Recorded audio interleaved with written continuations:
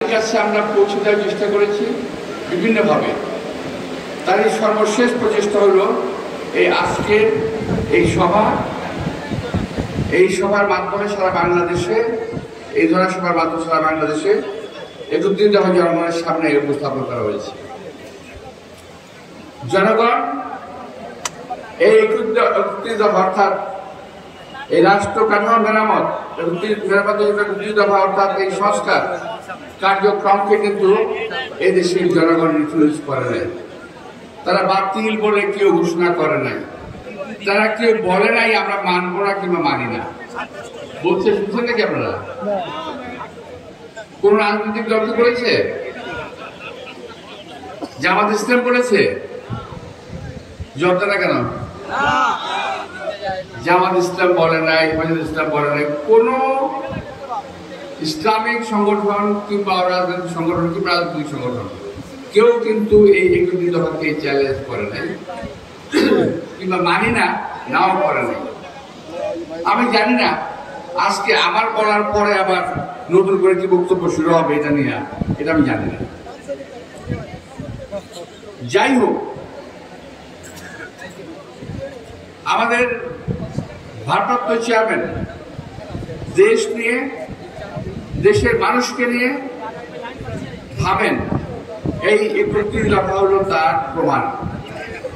ভালো হোক মন্দ হোক, তিনি কিন্তু এটাকে প্রণয়ন করেছেন। তবে এখন পর্যন্ত ভালো ছাড়া মন্দ কেউ বলতে পারে নাই। আমি আবার বলছি, আমি জানি না আমার এই বক্তব্যের পরে আবার কেউ এটা খারাপ দিকে ধরা শুরু করেন কিনা। যদি ধরেন কেউ, আমি ধন্যবাদ জানাবো। ধরেন খারাপ কিছু থাকলে, এর মধ্যে খারাপ কিছুই নাই, যা আছে ভালো কিছু আছে। আজকে সংস্কার কর্মসূচি চলছে, নির্বাচনকে সামনে রেখে দেশে সংস্কারের কর্মসূচি চলছে। এই আন্তর্বর্তীকালীন সরকার সংস্কারের কাজে হাত দিয়েছে। আমি কিন্তু ওনাদের সংস্কারের নতুন এমন কিছু পাই নাই যেটা আমাদের একটি চেয়ারম্যান তারেক রহমানের 31 দফার মধ্যে নাই, এমন কিছু আমি পাই নাই। সুতরাং সংস্কার করতে করতে নির্বাচন দেরি হয়ে যাবে, এটা অমূলক নয়, এই ধারণা জাতি করতেছে। কিংবা এর উসিলা ধরে নির্বাচনে পেছাবেন, এটাও জাতির ধারণা অমূলক নয়। দয়া করে আমি আশা করব যে 31 দফা কর্মসূচি যেটা আছে, আমাদের কার্যক্রম যেটা আছে, এটাকে এই সরকার কিছুটা এদিক ওদিক করে হলেও সংস্কার কাজ দ্রুত শেষ করে দিতে পারে। এবং দেশে অনেক রাজনৈতিক নেতৃবৃন্দ তৈরি হয়েছেন কিংবা কেউ তৈরি করছেন, তারা বিভিন্ন রকম কথা বলছেন,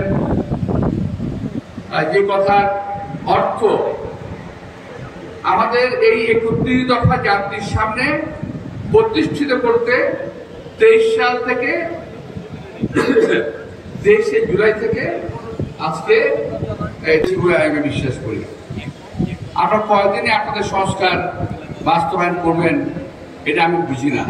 আমি এটা বুঝি, সংস্কারের পাশাপাশি নির্বাচনটা যদি দিয়ে দেন, যতটুকু সংস্কার আপনারা পালন করেন, বাগেরহাট নির্বাচনের পরে নির্বাচিত সরকার যেই আসুক সেই করবে। অনেকের ভিতরে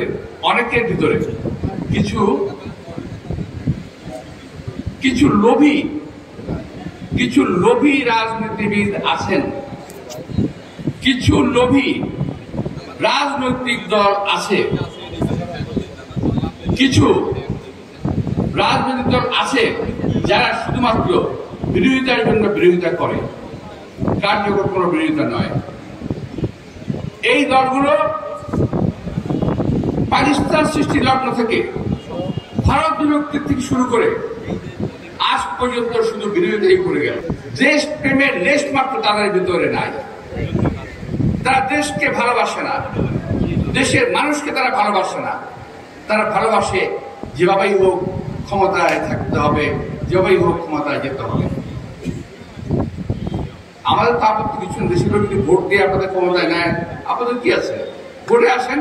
ভোটকে ভয় পান কেন? নির্বাচনকে ভয় পান কেন আপনারা? এইটা না হলে নির্বাচন করা যাবে না।